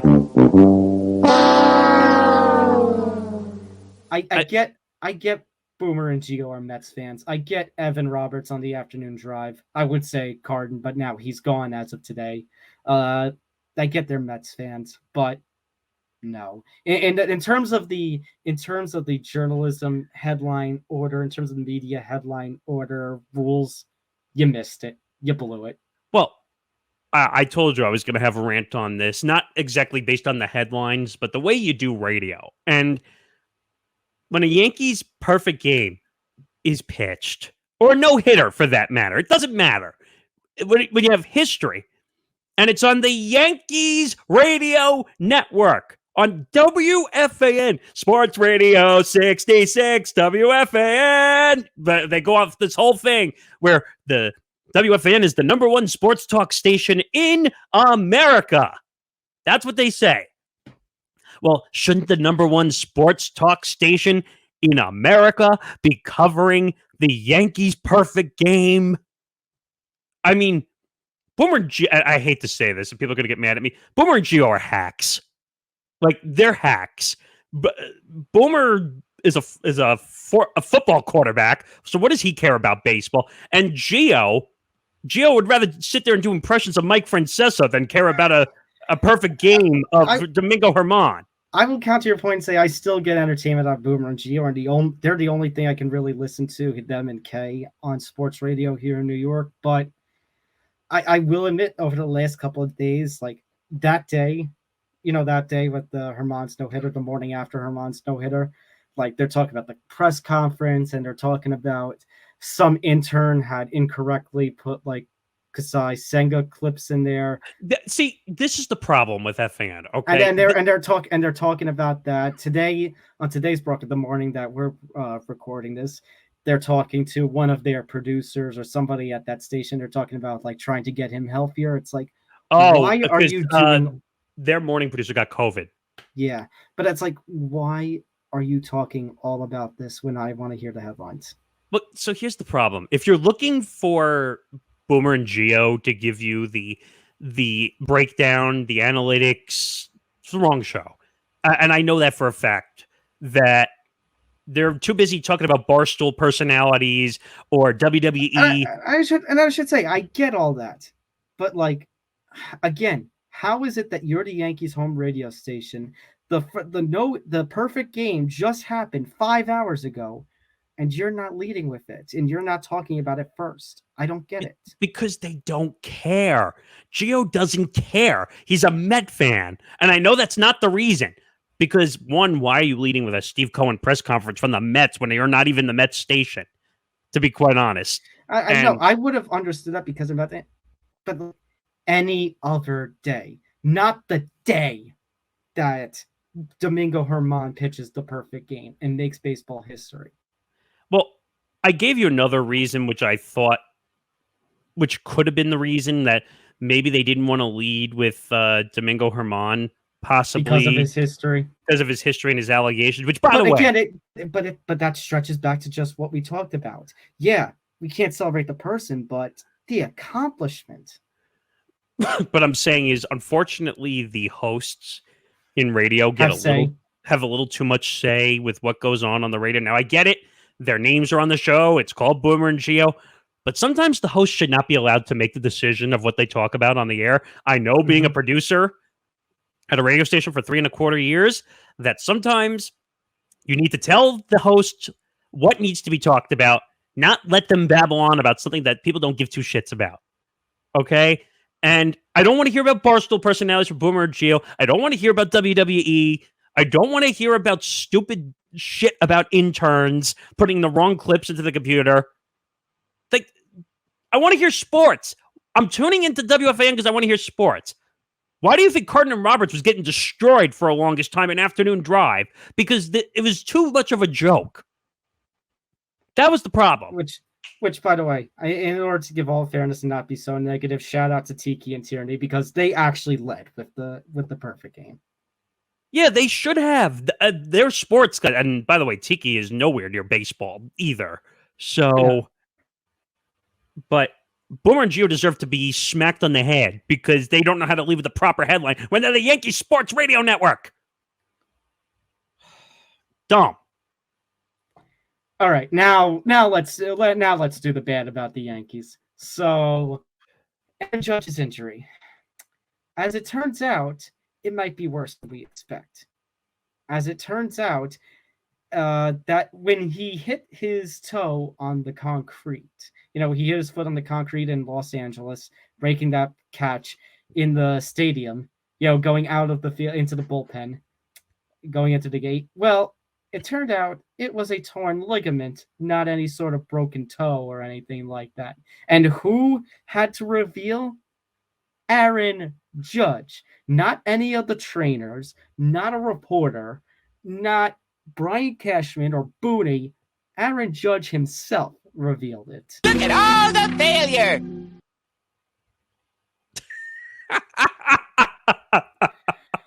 Well, I guess I understand trying to cover for your captain, but when it stretches into dishonesty... Yeah, it's bad. I mean, unfortunately, the way this goes, this could cost him months now with a torn ligament. I mean... he may not be back. I'm starting to get the feeling, because I remember Gio, actually, a couple of weeks ago, he was listening to Meredith Marakovitz giving one of the reports, and he was like, they're hopeful he can be back for the season. Like, what do you mean hopeful? It was a toe. It's like the longer this goes on, the more suspicious you got. And the fact that it's a ligament and Judge is saying, not anybody else, it's like, all right, something was up here. Something smells funny. Yeah. I mean, it's like, oh no, he's going to be back. He's close to being back. And then it's just, I know where you're going with this. I think Why the fuck you lying? Why you always lying? Oh my God. Stop your fucking lying. I mean, yeah. I mean, who's the liar here? I mean, Aaron Judge, Brian Cashman, Steinbrenner. I don't think you can do Judge. Did you mean Aaron Boone? Because I don't think you can do Judge when he's the one who's telling the truth. What I'm saying is, how long did he know for? I don't know. That's the thing. I really don't know. That's my point. That if he had this ligament injury where if they knew it was serious and they could have got him off to bigger treatment to get this figured out, maybe they got him back sooner. But since, don't worry about it. It's a toe injury. It's just a toe. And you know what? I get it. Because we want to be, the big guys. You talk about how soft baseball is. Like some of the problems with the Yankees that I know Hank slammed them for, and we might slam them for here. Some of that just stretches just into pure new baseball culture, who was all set up by one man and one man alone. Where is his name? There he is. I thought we'd make it through one episode without this man, but we can't. Nope. And we have another part to go, but thankfully no baseball in that part. But, I mean, the Aaron Judge injury is basically going to destroy their season. Somehow they're over 500 and competing, and their pitching is keeping them in it. And their offense has been atrocious, and Josh Donaldson is batting like 120. And I don't know. What else do we have? Mike Stanton sucks. Wait, did you just call him Mike Stanton? Oh, Giancarlo Stanton. Oi. I mean, his name is actually Mike. So. Oi. Giancarlo Stanton. You know what? Yes. If he has a bad day, he's just Mike. And he has a good day, he's Giancarlo. That's like Rob Manfred. We call him Rob or we call him Rob Manfred. Or Rob or Manfred. Whichever. So, I mean, I get it. You might want to slam him for, it's just a toe. Go out there and play. But it's like you said, like, how long did they actually know about this? And if they knew about it longer than when Judge revealed it, why wasn't anything done? There's too much I don't know about you, Nick, but in the last week or so, I feel like there's too much secrecy and too much coddling and too much just plain distrust of management. Yeah, I mean, Aaron Boone hasn't handled things well. I mean, heck, he went on John Boy. He does that spot on John Boy every week, and you see him get like a little fired up during some of those interviews. I mean, like, oh, you tell me how you would have handled that situation. Whoa, whoa, whoa. He's getting pretty damn defensive, I have to say. I mean, like, slow the fuck down. Like, you're the manager, not me. We're asking you why you made certain decisions on the field. That's it. Right. Like, it's called, we talked about Domingo German before. It's called being accountable. I mean, you're a manager in a New York market. You and Buck Showalter are asses are in the jackpot, as a certain umpire used to say. Well, I don't know about Boone so much as a hitting coach here in Pinstripes. I'm sorry, when Anthony Volpe starts to make adjustments and starts to improve his game, not because of something you made and suggested, but his buddy down in the minor leagues, Austin Wells. We've had both those guys on as guests, by the way, and they were both great. But I'm saying when Austin Wells is, making a better suggestion than you are, then, oh man, Mr. Hitting Coach, you might be on the way out at the end. It's not a good look. It is not a good look if you are, what's his name? Yankees hitting coach. What, Marcus Timms? Oh, Lawson, Dylan. Dylan Lawson. Dylan Lawson. And you remember that one day, I think it was around Father's Day weekend, they threw it to the Bulls to talk to the media. Yeah, that's not a good sign. Yeah, that was bad. I mean, but here's the thing. Volpe's got to hit better. Like, he's got to stop swinging at bad pitches. He's got to stop striking out. He's got to stop making errors. He has been making adjustments. But again, I'll call you out on it, because what did we say at the start of this year? When you're turning to the young guys like Volpe and Cabrera and Peraza when he comes, this is the stuff that you needed to expect to happen. Right. But of course, because this is the New York market, we have no damn patience for it. Well, that's where I agree with you, that people are calling into the Michael K show, or they're calling into other shows that, oh, you got to send them down to the minors. Now again, but again, now if you want to take that and you want to take the Hermod thing to say, Brian Cashman hasn't built a good team around Aaron Judge, yes. And you know what? That is a worthy criticism, because look at all that the Yankees struggles. Look at all the batting averages. I think Tiki called it the worst Yankee lineup offensively in 30 years, where you got guys batting in the 120s like Donaldson. Like, if you're, baseball, what did we say? What have we said? One man a team does not make, especially in a sport like baseball. And the fact that the Yankees are collapsing had been collapsing without Judge, we'll see throughout this next stretch if that maintains, or if this perfect game is actually the momentum changer that they need. The fact that they've been struggling without Judge, the fact that in an all-star game, Judge, who has been injured for the last month, he makes it as a starter and nobody else. Yeah, that's bad. An awful sign. Yeah, that's bad when you're... Well, I mean, he is technically your lead star, but he hasn't played enough to really you're right. qualify. But... You're right. And you know what? And Cole's probably going to get a reserve spot. Maybe Volpe or IKF will get a reserve spot. But that's how does Cole not get a starter spot? That's what I don't get. He could. I'm just saying the pitchers don't get in on the fan vote, so we gotta wait till afterwards. But Cole's probably gonna get a spot. Maybe IKF or Volpe can make a reserve spot, but think about it, that's really it. Yeah, the rest of the team, like, it's not like Stanton's been doing anything of all-star quality. He hasn't done that for years. By the way, I heard a stat like that he's played like 130 of like 600 possible games in a Yankee uniform or something. Which is incredible for the amount of money that he's being paid. But long story short, Aaron Judge is going to determine where this team goes, which is not good, because that means you have nobody else on the roster that can hit. Rizzo fell off the mark. He had a neck injury. but he's kind of back and forth. Josh Donaldson doesn't hit. Now there's rumors he might retire. I mean, who else is on this team? Nobody. So that's pretty much it. Aaron Judge is going to tank this team.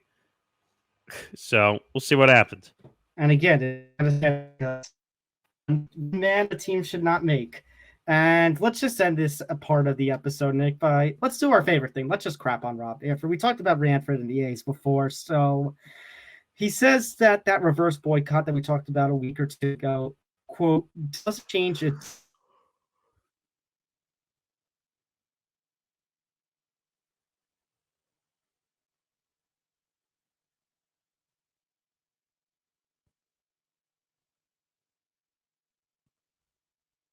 Hello?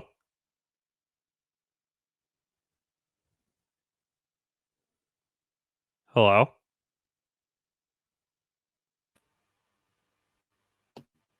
Hello? Hello? Are you there? Yeah, you froze. Yeah, you froze on my end. Oh, now I see you. All right. Where did I freeze? Just start at the front of the topic. Okay. Well, since we talked about the A's and Rob Manfred before, let's end our episode with this. So a couple weeks ago we talked about the reverse boycott that the A's fans pulled off. And he says that basically, quote, it quote doesn't change a decade worth of inaction. Should I go get the full quote before we really get into this? Probably. I mean, okay. What's so crazy about this story, though, is that he's complaining. Well, the A's fans show up. They fill the stadium, which, by the way, I thought was incredibly dumb, if you ask me. And he said, congratulations on actually getting an average size attendance. Yeah, moron. Like you're the commissioner of the game. I get what the point you're trying to make, but you're the commissioner of the game, and you're going to throw sarcastic shots like that? That's super unprofessional of you. Yeah, I mean, there's not much I could say about Rob Manfred anymore. Here it is. My comment about Oakland was that I feel sorry for the fans. That it was my initial and preference that we find a solution in Oakland. The comment that I made about the fans on a particular night was taken out of context of two larger remarks. I feel sorry for the fans. We hate to move. We did everything we could possibly do to keep the club in Oakland. Unfortunately, one night doesn't change a decade worth of inaction. I mean, here's my problem with it. Number one, you have one of the Oakland community members. I want to say it's like I forget what kind of government, a board member or some form of government official. It was from the government's office. Yeah, calling you out and saying, we made an offer to you and you basically walked away from it instead of negotiating with us.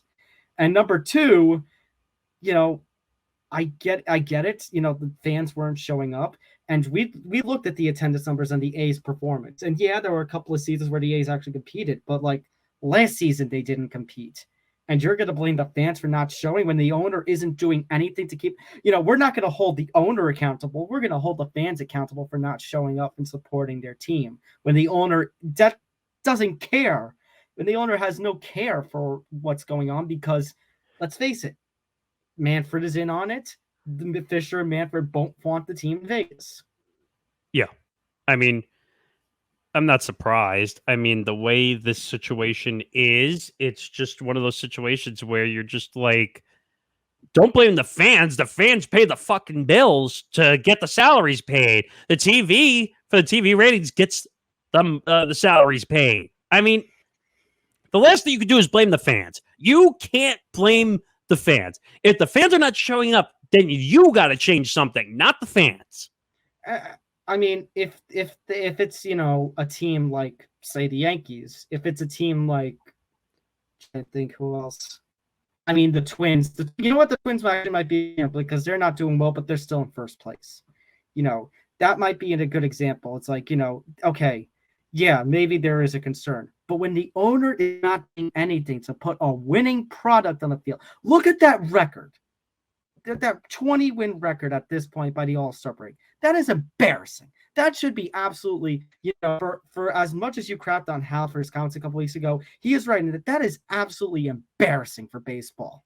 A team like that. Yeah, I mean, it's a team waving the white flag early on in the season, knowing they're not going to win, knowing they're not going to spend any money, knowing that they're looking for a new stadium, knowing that they can go to Vegas, knowing that MLB wants them in Vegas, knowing Rob wants them in Vegas. I mean, just look at the timeline of everything I'm pulling in here. But my point is that basically they wanted Oakland, the Athletics, to be in Vegas. That's clearly what they wanted here. And if it meant the team sucking, then it meant the team sucking. Like Nick, you pointed out, they waived the relocation fee, for God's sake. Well, yeah, I don't understand that. I don't know. There's a little politics of economics going on there, but my point is that they wanted to. What they should have said was, and what Rob should have come out and said, excuse me, was we want to go to Vegas. That's what they should have said up front. Okay, don't give me all this bullshit that the A's tried to find a stadium. They had a waterfront stadium, but then the Oakland government didn't want to do it, even though the Oakland government came out with a statement and said we refuse and we declined the statement from Rob Manfred, which is a lie, which should have told you something a long time ago if the Oakland governor's office was declining the statement. I mean, this is Rob Manfred's fault. Again. Hold on. There you go. Yeah, good old Rob Manfred. And you know what? I need something else here too, and I can't find it. Up there it is.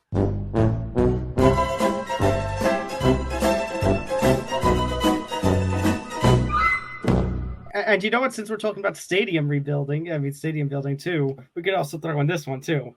Oh yeah, well, because they're not getting charged anything to move, so but that money towards the tax fee.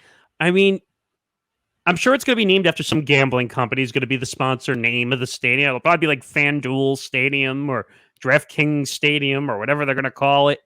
And you're probably going to see draft books all over the stadium and nonsense. But you know what Rob Manfred is also saying? RELAX. Hey, you're using this sound effect. Yes, because that's what he's saying. He's like, relax. We got this. We're going to Vegas. We're going to go join the Raiders. We're going to go join the Golden Knights. Who else is there? The Las Vegas NBA Aces. Summer League. The NBA Summer League, the Las Vegas Aces. We're just going to go join everybody because everybody makes money there. And you know what? Because they win in the first 6 years, maybe we'll win a title. Not if you don't invest in your team, you won't. Yeah, I guess you could say they're not fishing for money. I would remove you, but that's the end of the first part of the All right.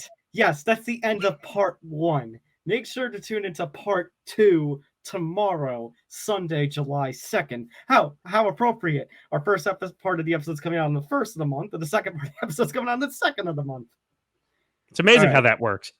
Make sure to like and subscribe. Hit the notification bell so you get notified of everything here at the Empty the Bench Network. Make sure to follow us across social media at ETB Sports, Facebook, Twitter, and Instagram, and ETB Network, the network at ETB Network on Facebook, Twitter, Instagram, and TikTok. Make sure to subscribe here, youtube.com/ETB Network. Make sure to listen to our audio-only platform. Those channels, if you don't want to see Nick and I's ugly mugs, you could just go there and listen to our voices. Plus, with that, you could take ETB on the road with you. And if you are listening on those audio-only platforms, make sure to check out the YouTube feed. Over 400 subscribers. The chase to 500 is on. And don't forget to go to etbpodcast.com for all the latest on the network shows, all the information, and the latest blogs from our hosts. Yeah, and you know what? I'll give you a teaser to look forward to part 2. We will make an announcement of some shows at the end of part 2. So if you want to listen and find that out, you have to go listen to part 2. See, I'm giving you a teaser. You have to go listen to part 2. And don't forget to follow us on our own personal social medias at Thomas J. Albano for myself, at Morgasen Radio for Nick over there. But that's going to do it. So for Nick Morgasen, I am Tom Albano. We'll catch you tomorrow for part 2 of episode 190. See you then. See you for part 2.